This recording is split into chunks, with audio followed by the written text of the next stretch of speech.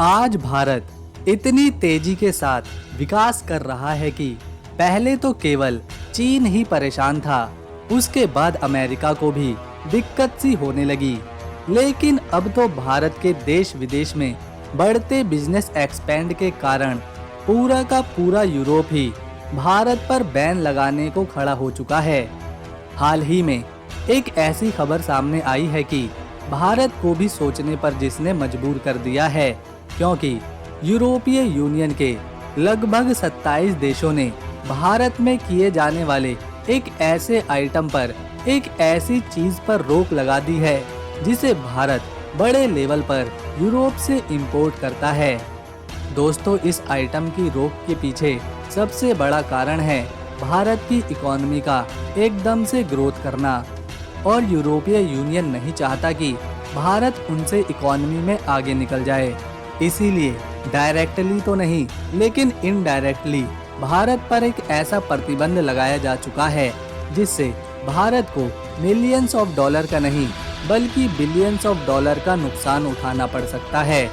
पूरी खबर क्या है उसे जानने से पहले वीडियो को एक लाइक कर चैनल को सब्सक्राइब जरूर करें, क्योंकि दोस्तों हम 1 लाख सब्सक्राइबर के काफी ज्यादा नजदीक हैं और आपका सपोर्ट ही इसे पूरा कर सकता है।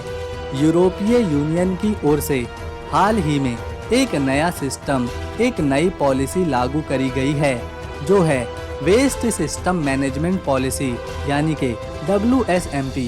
इस पॉलिसी के तहत भारत में यूरोप से स्क्रैप मेटल एक्सपोर्ट नहीं किया जाएगा, और इसमें सबसे बड़ी दिक्कत की बात ये है कि इस पॉलिसी के चलते भारत को जो मुनाफा हो रहा था, अब वहीं काफी बड़ा नुकसान झेलना पड़ेगा। भारत सबसे ज्यादा स्क्रैप मेटल का उपयोग करने वाले देशों में से एक है, और इसका एक बड़ा हिस्सा यूरोप से आता है। लेकिन यूरोपीय यूनियन ने इस पॉलिसी के साथ साफ कह दिया है कि वो भारत में स्क्रैप मेटल का एक्सपोर्ट करने पर प्रतिबंध लगा रहा है, जिसके बाद भारत को स्क्रैप मेटल का एक्सपोर्ट नहीं किया जाएगा। इससे साफ पता चलता है कि भारत को रोकने की कोशिश करी जा रही है।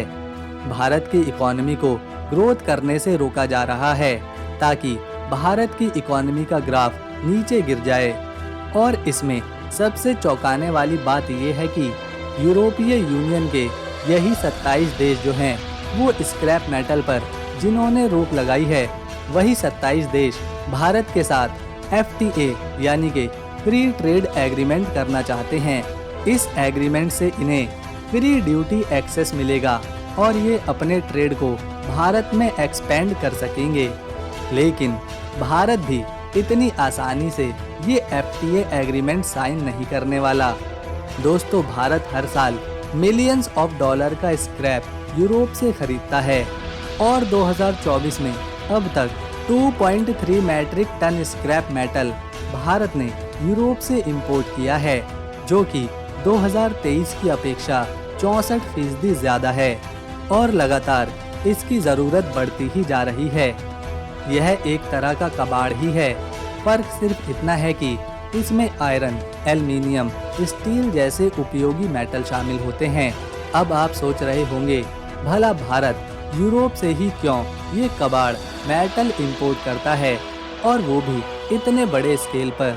तो यहाँ हम आपको बता दें कि अगर हर चीज के लिए नया आयरन, स्टील और एल्युमिनियम रॉ मटेरियल से बनाया जाए तो उसमें काफी रिसोर्सेज लगते हैं। साथ ही मिट्टी और मेटल के कणों को अलग करने में बड़ी मात्रा में ग्रीन हाउस एमिशन होगा, पानी की खपत बहुत ज्यादा बढ़ जाएगी और पर्यावरण को भारी नुकसान झेलना पड़ेगा। इन सभी परेशानियों से बचने के लिए भारत स्क्रैप मेटल यूरोप से खरीदता है, जिसमें स्क्रैप कार, टीन की चादरें और दूसरी तरह के मेटल के प्रोडक्ट शामिल होते हैं। इससे न केवल रिसोर्सेज की बचत भारत कर लेता है, बल्कि एनवायरनमेंट में बिना पोल्यूशन को बढ़ाए रिसाइकल प्रोसेस का इस्तेमाल करके इस कबाड़ को दोबारा से उपयोग करने लायक बना लेता है। भारत जिस रिसाइकलिंग प्रोसेस का यूज करके इस स्क्रैप को फिर से उपयोग करने लायक बनाता है, उससे पानी की भी बचत होती है और पर्यावरण में कार्बन एमिशन भी नहीं होता। भारत के लिए ये स्क्रैप काफ़ी ज़्यादा इम्पोर्टेंट था और बिजनेस लाइन की एक रिपोर्ट के मुताबिक तो भारत ने यूरोपीय यूनियन के इस वेस्ट सिस्टम मैनेजमेंट पॉलिसी पर आपत्ति भी जताई है। लेकिन इस बात के काफ़ी कम चांस हैं कि यूरोपीय यूनियन अपनी इस पॉलिसी और स्क्रैप प्रतिबंध के फैसले को बदले। दरअसल अब यूरोपीय यूनियन अपने इस स्क्रैप का इस्तेमाल खुद ही करने वाला है अपने नए नए आने वाले प्रोजेक्ट्स में, और भारत पर नई पॉलिसी के नाम पर टेंशन बढ़ा दी। लेकिन भारत सरकार इसका जल्द ही कुछ तोड़ निकाल लेगी, क्योंकि किसी भी वजह से किसी का काम नहीं रुकने वाला। भारत में भी काफी स्क्रैप होता है, साथ ही हो सकता है भारत यूरोप के अलावा दूसरे देशों से स्क्रैप इंपोर्ट करना शुरू कर दे, खासतौर पर अफ्रीका और मिडिल ईस्ट की कंट्रीज के साथ साथ यूएई जैसे देशों से भी। अगर भारत और यूरोपीय यूनियन के बीच बायलैटरल ट्रेड को देखा जाए तो $100 बिलियन से भी ज्यादा का ट्रेड है, वो भी प्रति वर्ष का। यूरोपीय यूनियन के 27 देशों में से एक देश नीदरलैंड है, जिसे भारत का तीसरा सबसे बड़ा ट्रेड पार्टनर माना जाता है।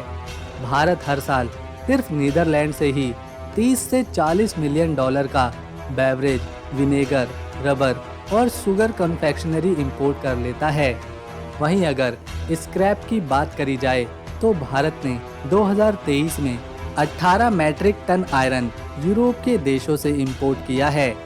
यूरोपीय यूनियन की नई स्क्रैप पॉलिसी आने के बावजूद भारत और यूरोप के बीच बायलैटरल ट्रेड में किसी तरह की कोई दिक्कत नहीं आई है।